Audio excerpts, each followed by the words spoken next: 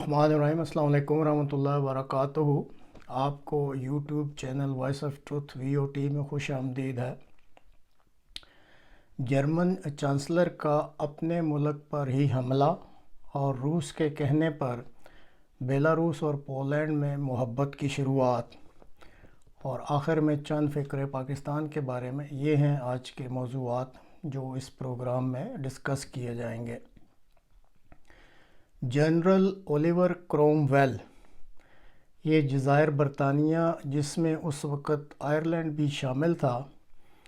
इस इलाक़ा में 17वीं सदी में एक बड़ा नाम गुज़रा है, यानी ये जनरल क्रोमवेल का नाम। एक मरतबा उसने एक शहर ड्रोगेडा पर कब्ज़ा कर लिया और शहर की आबादी को मरकज़ी चौक में जमा होने को कहा। जब सब लोग जमा हो गए तो उसके नायब की तरफ से ऐलान किया गया कि जनरल ने कहा है कि तमाम औरतों को कत्ल कर दिया जाए और तमाम मर्दों की असमत दरी यानी उनका रेप किया जाए। इस पर वहाँ मौजूद जनरल का एक मुआवन बोला कि जनरल साहब, कहीं ये गलत ऐलान या उल्टा ऐलान तो नहीं हो गया। अभी उसने ये कहा ही था कि मजमा से एक आवाज़ आई, ऊंची आवाज़, कि क्रोमवेल को अच्छी तरह पता है कि इसने क्या ऐलान करवाया है। इससे मिलता जुलता एक वाक़या अमेरिका में भी हुआ, जहां सदर बाइडन ने हुक्म दिया कि जर्मनी की नॉर्थ स्ट्रीम की जो गैस की पाइप लाइनें हैं उन्हें तबाह करके जर्मनी की इकानमी पर कारी ज़रब लगा दी जाए। अब जनरल क्रोमवेल के आर्डर पर तो इसका एक मुआवन बोल पड़ा कि जनरल, कहीं ये हुक्म उल्टा या गलत तो नहीं, जिस पर मजमा से आवाज़ आई थी कि क्रोमवेल को अच्छी तरह पता है इसने क्या आर्डर दिया है। लेकिन सदर बाइडन के इस आर्डर पर इसका कोई भी साथी ना बोला कि सर, क्या आप ये गलत आर्डर तो नहीं दे रहे। जर्मनी के चांसलर जो मौजूदा हैं उनको बखूबी इल्म था कि ये आर्डर गलत है, लेकिन जर्मन चांसलर या उनके साथियों में से कोई भी बोलने की जुर्रत नहीं कर रहा और ख़ामोश रहकर जनरल क्रोम के मजमा से उठने वाली आवाज़ की तायीद कर दी कि सदर बाइडन को इल्म है कि उसने क्या ऑर्डर दिया है, क्योंकि आम तौर पर यही समझा जाता है अगर किसी मामले पर ख़ामोश रहा जाए तो ये रज़ामंदी ही होती है। पिछले साल जर्मनी में कुदरती तौर पर सर्दियां जो हैं वो गर्म थीं और हुकूमत जर्मनी की तरफ से एनर्जी के हसूल के लिए आवाम को सब्सिडी या रिलीफ भी दिया गया था।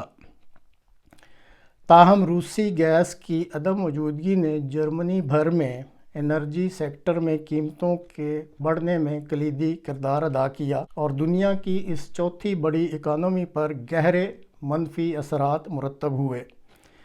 मुआशी नमू की रफ्तार बहुत सुस्त हो जाने की वजह से चांसलर शोल्स की क़ियादत में हुक्मरान सियासी कोलेशन को अब मुखालफत का शदीद सामना है। इसी तरह मशरक़ वस्ती अफ्रीका और 10 लाख से ज़ायद यूक्राइनी मुहाजिर जो हैं उनकी जर्मनी की आमद ने भी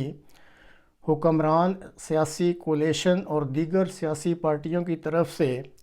जर्मन चांसलर को ही मोरद इल्ज़ाम ठहराया है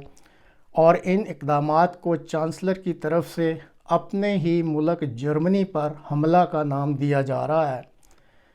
ब्लूमबर्ग की तरफ से एक हालिया सर्वे में ये बताया गया है कि 61% जर्मन अब ये कहते हैं कि मुल्क में एनर्जी क्राइसिस की वजह से आइंदा 10 बरस में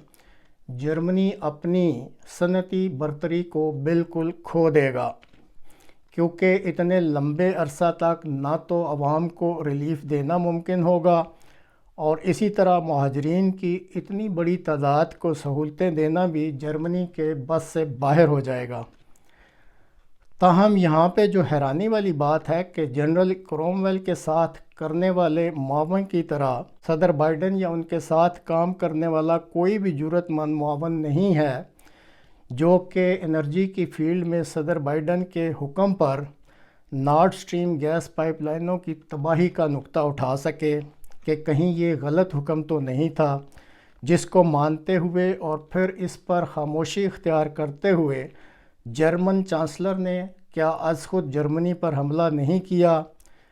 کیا اب بھی جرمن چانسلر سچ بول کر اپنی غلطی تسلیم کر کے قوم سے معافی مانگ کر گیس کی ان پائپ لائنوں کو مرمت کر کے انرجی کی فیلڈ میں سستی گیس مہیا کر کے جرمنی کی اکانومی کو اثر نو بہتر نہیں کر سکتے؟ لیکن افسوس کہ اس نقطہ پر وہ پردہ ڈال کر ایک طرف تو وہ صدر بائیڈن کے لیے ان کے دوبارہ انتخاب کو مشکل بنا رہے ہیں، تو دوسری طرف وہ اپنے یعنی جرمن چانسلر جو ہیں وہ اپنے اقتدار کی بھی قبر کھود رہے ہیں۔ بیلاروس کے صدر لوکاشینکو نے جمعہ 11 اگست کو ایئرپورٹ کارکنان سے خطاب کرتے ہوئے ایک حیران کن پالیسی بیان دیا ہے، جس کو بیلاروس اور پولینڈ کے درمیان محبت کی شروعات کی نظر سے دیکھا جا رہا ہے۔ ان کے بیان کا متن بیلاروس کی سرکاری خبر رساں ایجنسی جو کہ بیلا رشین ٹیلی گراف ایجنسی کہلاتی ہے، اس نے ان کا یہ بیان جو ہے اور یا اس کا متن جو ہے وہ ان الفاظ میں جاری کیا ہے۔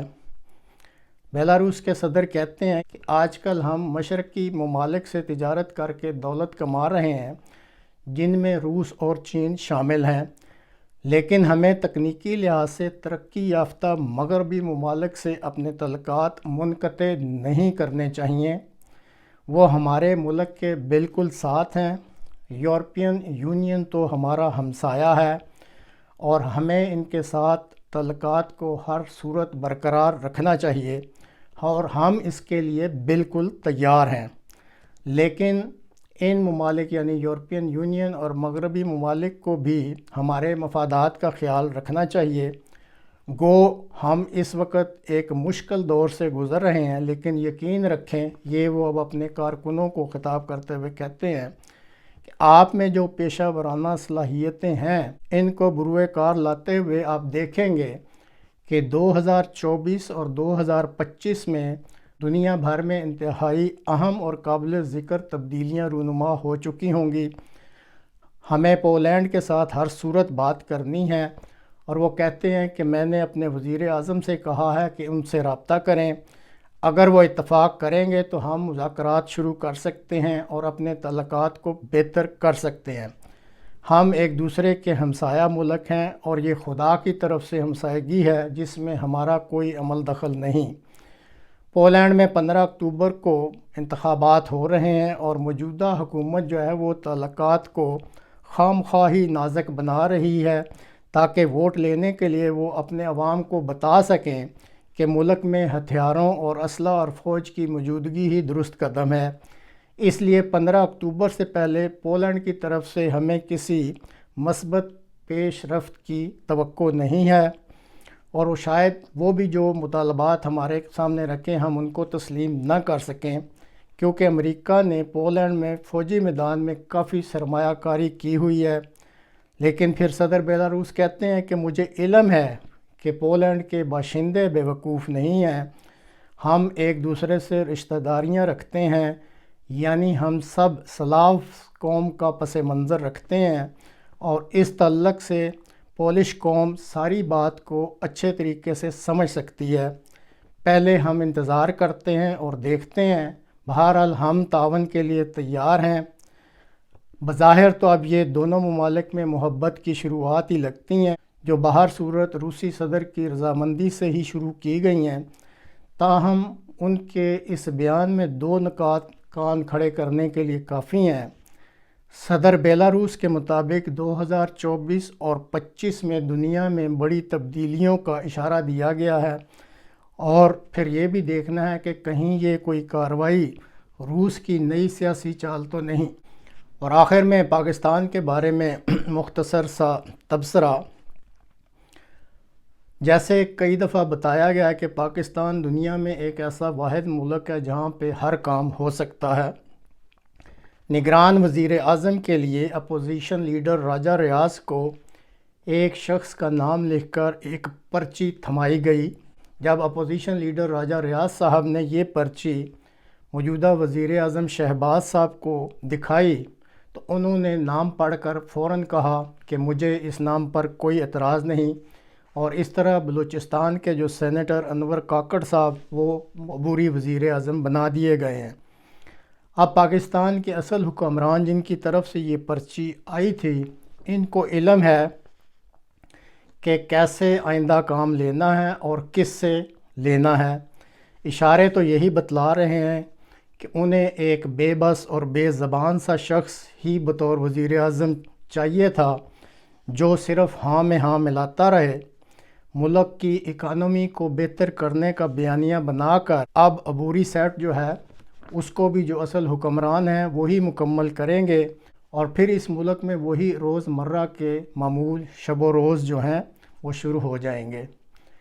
اگلے پروگرام تک کے لیے اجازت دیجیے۔ خدا حافظ۔